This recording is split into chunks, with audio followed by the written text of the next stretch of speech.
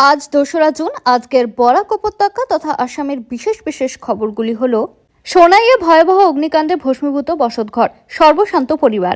ভাগাড় সঞ্জয় রোডের বেহাল দশা, চরম দুর্ভোগে এলাকাবাসী, সংস্কারের দাবিতে সরব জনতা। শ্রীভূমিতে জলাবদ্ধতা, দখলদারি ও আইনশৃঙ্খলা ইস্যুতে জিরো টলারেন্স নীতি গ্রহণ নাগরিক সভায়। মন্ত্রিসভা সম্প্রসারণ ঘিরে জল্পনা তুঙ্গে, বরাকে বাড়ছে রাজনৈতিক উত্তাপ। কালাইনছড়া হেরোইন উদ্ধার, গ্রেপ্তার 2। হাইলাকান্দি এসএস কলেজে কৃষি পণ্য প্রক্রিয়াকরণ বিষয়ক প্রশিক্ষণ কর্মশালা। শিলচরের বেহাল সড়ক নিয়ে আসে জরুরি সভা, মুখ্যমন্ত্রীর কাছে স্মারকলিপি দেওয়ার সিদ্ধান্ত। কাছাড় জেলার সোনাই বিধানসভা এলাকার বেড়াবাগ দ্বিতীয় খণ্ডের ভকরারপাড় গ্রামে সোমবার দুপুরে ভয়াবহ অগ্নিকাণ্ডে একটি পরিবারের বসতঘর সম্পূর্ণ ভস্মীভূত হয়েছে। আগুনে নগদ অর্থ, স্বর্ণালংকার, গুরুত্বপূর্ণ নথিপত্র, আসবাবপত্র সহ গৃহস্থালির সমস্ত সামগ্রী পুড়ে যাওয়ায় পরিবারটি চরম দুর্দশার মুখে পড়েছে।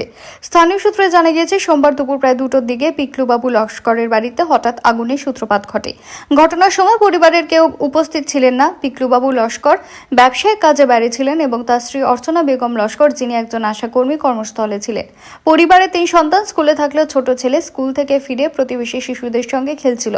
হঠাৎ বাড়ির দিক থেকে ধোঁয়া, আগুনের শিখা দেখতে পেয়ে শিশুটি চিৎকার শুরু করলে স্থানীয় বাসিন্দারা দ্রুত ঘটনাস্থলে ছুটে আসেন। তারা নিজেদের উদ্যোগে আগুন নিয়ন্ত্রণের চেষ্টা চালালেও অল্প সময়ের মধ্যে আগুন পুরো ঘরে ছড়িয়ে পড়ে। ফলে আগুন নেভানোর সমস্ত চেষ্টাই ব্যর্থ হয়। পরে সোনাই অগ্নি নির্বাপক কেন্দ্রকে খবর দেওয়া হলে দমকল বাহিনীর একটি দল ঘটনাস্থলে পৌঁছে আগুন নিয়ন্ত্রণে আনে। তবে ততক্ষণে বসতঘর সহ ঘরের ভেতরে থাকা অধিকাংশ সামগ্রী পুড়ে ছাই হয়ে যায়। শিলচর আইজল জাতীয় সড়ক থেকে সংযুক্ত ভাগাবাজারের রাজাঘাট এলাকার গুরুত্বপূর্ণ যোগাযোগ পথ সঞ্জয় রোড বর্তমানে বেহাল অবস্থার কারণে এলাকাবাসীর উদ্বেগের কারণ হয়ে উঠেছে। দীর্ঘদিন ধরে সংস্কারের অভাবে সড়কটি চলাচলের অনুপযোগী হয়ে পড়েছে বলে অভিযোগ স্থানীয়দের। স্থানীয় সূত্রে জানা গেছে, রাস্তাটি এতটাই সংকীর্ণ যে একটি অটো ও বাইক নিরাপদে পাশাপাশি চলাচল বা ক্রসিং করা অনেক সময় কঠিন হয়ে পড়ে। এর পাশাপাশি সড়কের বিভিন্ন অংশে বড় গর্ত, ভাঙাচোরা অংশ এবং রাস্তার মাঝখানে অবস্থিত পানিসাগর খালের উপর নির্মিত ছোট ব্রিজটির ক্ষতিগ্রস্ত অবস্থা দুর্ঘটনার আশঙ্কা আরও বাড়িয়ে তুলছে। যদিও কিছু অংশে ব্লক বসানোর কাজ শুরু হয়েছিল, তবে বর্তমানে অনেক জায়গায় সেই ব্লক উঠে গিয়ে ছড়িয়ে ছিটিয়ে পড়েছে। ফলে যানবাহন চলাচলে প্রতিনিয়ত সমস্যার সৃষ্টি হচ্ছে। প্রতিদিন এই পথ ব্যবহার করেন স্কুল কলেজের শিক্ষার্থী, চাকরিজীবী, ব্যবসায়ী সহ শতাধিক সাধারণ মানুষ, যারা বাধ্য হয়ে ঝুঁকি নিয়ে যাতায়াত করছে। দীর্ঘদিনের নাগরিক সমস্যার স্থায়ী সমাধান ও পরিকল্পিত নগর উন্নয়নের লক্ষ্যে শ্রীভূমিতে অনুষ্ঠিত হল এক গুরুত্বপূর্ণ নাগরিক সভা। শ্রীভূমি পৌরসভার চেয়ারম্যান রবীন্দ্রচন্দ্র দেবের উদ্যোগে এবং জেলা প্রশাসনের সহযোগিতায় আয়োজিত সভায় শহরের জলাবদ্ধতা, সড়ক পরিকাঠামো, সরকারি জমি দখল, অবৈধ বাজার ও আইনশৃঙ্খলা পরিস্থিতি নিয়ে বিস্তৃত আলোচনা হয়।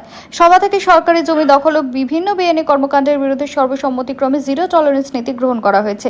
জেলা আয়ুক্তের সভাকক্ষে আয়োজিত সভায় জেলা আয়ুক্ত, উত্তর ও দক্ষিণ করিমগঞ্জের বিধায়কদ্বয়, বিভিন্ন ওয়ার্ডের কাউন্সিলর, রাজনৈতিক দলের প্রতিনিধি সহ বিশিষ্ট নাগরিক এবং সমাজের বিভিন্ন স্তরের গণ্যমান্য ব্যক্তিরা উপস্থিত ছিলেন। শহরের সার্বিক উন্নয়নকে সামনে রেখে অংশগ্রহণকারীরা নিজেদের মতামত ও বিভিন্ন প্রস্তাব তুলে ধরেন। সভায় সবচেয়ে বেশি গুরুত্ব পায় পৌর এলাকার দীর্ঘদিনের জলাবদ্ধতার সমস্যা। বক্তারা জানান, বর্ষার মৌসুমে শহরের বিভিন্ন এলাকায় জল জমে সাধারণ মানুষের দুর্ভোগ চরম আকার ধারণ করে। পাশাপাশি ভাঙাচোরা সড়ক, অপরিকল্পিত নগরায়ন এবং যানবাহন ব্যবস্থাপনার নানা অসঙ্গতি নিয়ে উদ্বেগ প্রকাশ করা হয়। আসন্ন মন্ত্রিসভা সম্প্রসারণকে কেন্দ্র করে বরাক উপত্যকার রাজনৈতিক মহলে জোর চর্চা শুরু হয়েছে। আগামী 5ই জুন সম্ভাব্য মন্ত্রিসভার শপথ গ্রহণ অনুষ্ঠানকে সামনে রেখে এখন একটাই প্রশ্ন ঘুরপাক খাচ্ছে, বরাক থেকে কার মাথায় উঠবে মন্ত্রিত্বের মুকুট। রাজনৈতিক মহলে আলোচনা রয়েছে একাধিক নাম। প্রাক্তন মন্ত্রী কৃষ্ণেন্দু পাল, অভিজ্ঞ বিধায়ক কৌশিক রায়ের পাশাপাশি সম্ভাব্য নতুন মুখ হিসেবে উঠে আসছে কমলাক্ষদে পুরকায়স্থ, রাজদীপ রায় এবং যুব বিধায়ক মিলন দাসের নাম। তবে শেষ মুহূর্তে সম্পূর্ণ নতুন কোনো মুখ সামনে আসতে পারে বলেও জল্পনা রয়েছে। রাজনৈতিক পর্যবেক্ষকদের মতে এবারের মন্ত্রিসভার সম্প্রসারণ শুধুমাত্র প্রশাসনিক প্রয়োজন মেটানোর জন্য নয়, বরং 2026 সালের বিধানসভা নির্বাচনের আগে একটি গুরুত্বপূর্ণ রাজনৈতিক বার্তা দেওয়ার কৌশলের অংশ হিসেবেও দেখা হচ্ছে। ফলে সম্ভাব্য মন্ত্রী নির্বাচন নিয়ে দলের অন্দরে চলছে বিস্তর হিসেব নিকেশ। কাছাড় পুলিশের মাদক বিরোধী অভিযানে বড় সাফল্য। গোপন সূত্রে পাওয়া তথ্যের ভিত্তিতে কালাইনছড়া এলাকার পুরনো MVI গেট সংলগ্ন 6 নম্বর জাতীয় সড়কে অভিযান চালিয়ে 250 গ্রাম হেরোইন উদ্ধার করা হয়েছে, যার আনুমানিক বাজার মূল্য 1.5 কোটি টাকারও বেশি। অতিরিক্ত পুলিশ সুপার রজত কুমার পালের নেতৃত্বে কালাইন থানা ও গোমরা পুলিশ ফাঁড়ির যৌথ দল AS01ET6933 নম্বরের একটি গাড়িতে তল্লাশি চালায়। তল্লাশির সময় গাড়ির গোপন চেম্বার থেকে 22টি সাবানের কেসে লুকিয়ে রাখা হেরোইন উদ্ধার করা হয়। এই ঘটনায় নগাঁও জেলার বাসিন্দা আসিকুর রহমান ও গাড়ির চালক মুক্তার হোসেনকে গ্রেপ্তার করেছে পুলিশ। ধৃতদের বিরুদ্ধে কালাইন থানায় মামলা রুজু করা হয়েছে এবং মাদক পাচার চক্রের সঙ্গে জড়িত অন্যদের খোঁজে তদন্ত অব্যাহত রয়েছে। পুলিশের প্রাথমিক তদন্তে জানা গিয়েছে, মিজোরাম থেকে হেরোইন এনে কাছাড়ের মধ্য দিয়ে অন্য রাজ্যে পাচারের পরিকল্পনা ছিল চক্রটি।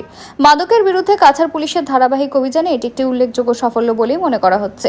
হাইলাকান্দির শ্রীকিশন সারদা মহাবিদ্যালয়ে সোমবার থেকে 15 দিন ব্যাপী কৃষিপণ্য প্রক্রিয়াকরণ বিষয়ক প্রশিক্ষণ কর্মশালা শুরু হয়েছে।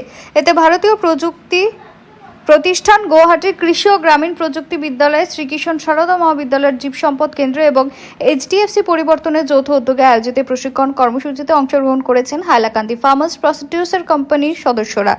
উদ্বোধনী অনুষ্ঠানে পৌরোহিত্য করেন মহাবিদ্যালয়ের অধ্যক্ষ ডক্টর রতন কুমার। বিশেষ অতিথি হিসেবে উপস্থিত ছিলেন অভ্যন্তরীণ গুণমান নিশ্চয়তা কোষের সমন্বয়ক ডক্টর গোলাপ চন্দ্র নন্দী, রসায়ন বিভাগের অধ্যাপিকা সুকন্যা চৌধুরী, জীব সম্পদ কেন্দ্রের সহ প্রধান গবেষক ডক্টর দেবাশিস গুহ ঠাকুরতা, ভারতীয় প্রযুক্তি প্রতিষ্ঠান গুয়াহাটির প্রতিনিধি বিক্রমজিৎ দত্ত এবং হাইলাকান্দি কৃষক উৎপাদক সংস্থার পরিচালক আব্দুল মালিক। অতিথিবৃন্দ তাদের বক্তব্যে কৃষিজাত পণ্যের আধুনিক প্রক্রিয়াকরণ, মূল্য সংযোজন, গুণগত মানোন্নয়ন এবং বাজারমুখী উৎপাদনের গুরুত্ব তুলে ধরেন। তারা বলেন, কৃষকদের আয় বৃদ্ধি, দক্ষতা উন্নয়ন এবং গ্রামীণ অর্থনীতিকে শক্তিশালী করার ক্ষেত্রে এই ধরনের প্রশিক্ষণ কর্মসূচি গুরুত্বপূর্ণ ভূমিকা পালন করবে। এই 15 দিন ব্যাপী প্রশিক্ষণে অংশগ্রহণকারীদের কৃষিজাত পণ্যের পরিচ্ছন্নতা বজায় রাখা, সংরক্ষণ, প্রক্রিয়াকরণ, মৌখিকরণ, মূল্য সংযোজন এবং পণ্য পরিস্থিতি গঠন সম্পর্কিত বিভিন্ন বিষয়ে হাতে কলমে শিক্ষা প্রদান করা হবে।